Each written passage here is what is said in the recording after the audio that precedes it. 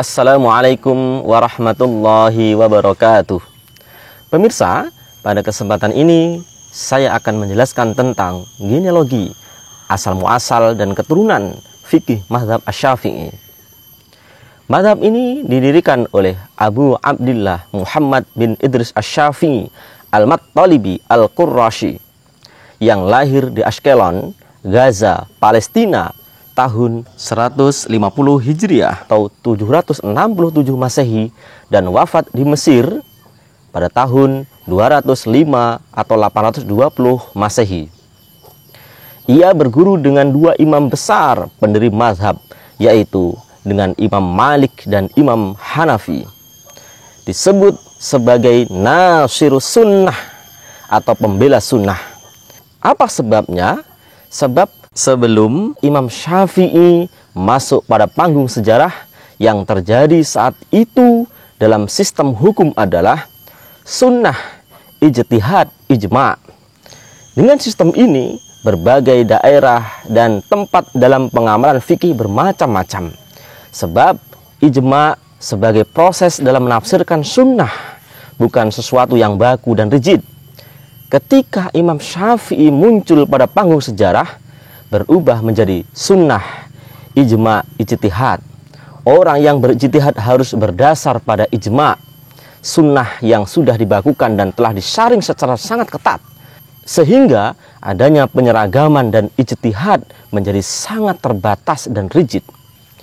Mazhab Asy-Syafi'i pada qaul qadimnya tertuang dalam dua kitab, yaitu kitab Al-Imla dan Al-Hujjah. Namun dua kitab ini sulit ditemukan. Qaul qadim ini difatwakan ketika ia berada di Baghdad tahun 195 Hijriah, setelah diberi wewenang untuk berfatwa oleh gurunya bernama Muslim bin Khalid dan Imam Malik. Kemudian setelah di Mesir, dengan faktor geografis, kebudayaan, adat istiadat, faktor ilmu pengetahuan yang kian bertambah dan sebagainya, Imam Asy-Syafi'i merevisi pendapatnya dengan menghasilkan kitab Merevisi pendapatnya ini disebut dengan qaul jadid. Ini menunjukkan bahwa fikih itu selalu berkembang dan mengalami penyesuaian dengan tempat dan zaman yang berbeda-beda. Para pendukung Imam Asy-Syafi'i menulis kitab yang berisi menjelaskan kitab yaitu Abu Ya'qub Yusuf bin Yahya Al-Buwaiti, menulis kitab Mukhtasar Al-Buwaiti, dan Ismail bin Yahya Al-Muzanni dengan menulis Mukhtasar Al-Muzanni fi Furu'i Syafi'iyah. Berikutnya Imam Al-Juwaini yang merupakan guru Imam Al-Ghazali menulis kitab Nihayatul Matlab fi Dirayatil Madhab yang merupakan syarah kitab Mukhtasar Al-Muzanni.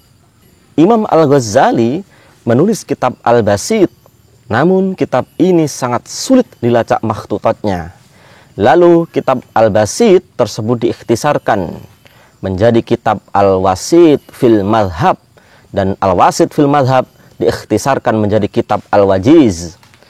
Imam Al-Ghazali kemudian menulis kitab Al-Khulasah. Kitab Al-Khulasah ini ikhtisar dari kitab Mukhtasar Al-Muzanni yang ditulis oleh Imam Abu Muhammad Al-Juwaini yang merupakan orang tua dari Imam Al-Juwaini atau Imam Al-Haramain.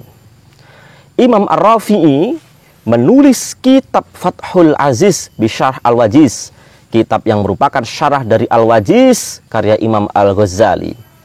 Imam Nawawi menulis kitab Minhajut Talibin yang merupakan syarah dari kitab Fathul Aziz bisyarh Al-Wajiz karya Imam Ar-Rafi'i. Dari kitab Minhajut Talibin ini kemudian ditulis kitab-kitab syarah maupun hasyiyah yang banyak, yaitu Tuhfatul Muhtaj bisyarh Minhaj karya Ibnu Hajar Al-Haytami, kemudian Nihayatul Muhtaj ila syarhi Minhaj karya Imam Ramli Syamsuddin, Ali bin Ali Shibro Malisi, Ahmad bin Abdul Razak Al-Maghribi Ar-Rashidi.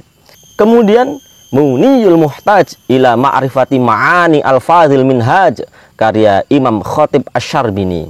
Kemudian ada kitab Kanzur Raghibin Syarhu Minhajit Talibin karya Jalal Al-Mahalli. Kemudian kitab Minhajut Tullab fi Fiqhil Imam Asy-Syafi'i karya Syekhul Islam Zakaria Al-Ansari. Ada juga kitab Fathul Wahhab bisyarhi Minhajit Tullab, juga dikarang oleh Zakaria Al-Ansari. Berikutnya yaitu ada kitab Nahjut Talib li Asyrafil Matalib karya Al-Allamah Muhammad bin Ahmad Al-Jauhari. Itulah genealogi asal muasal atau keturunan mazhab Asy-Syafi'i, yang mazhab ini merupakan mazhab yang digunakan khususnya di Asia Tenggara. Pemirsa yang berbahagia, demikian penjelasan ini disampaikan. Assalamualaikum warahmatullahi wabarakatuh.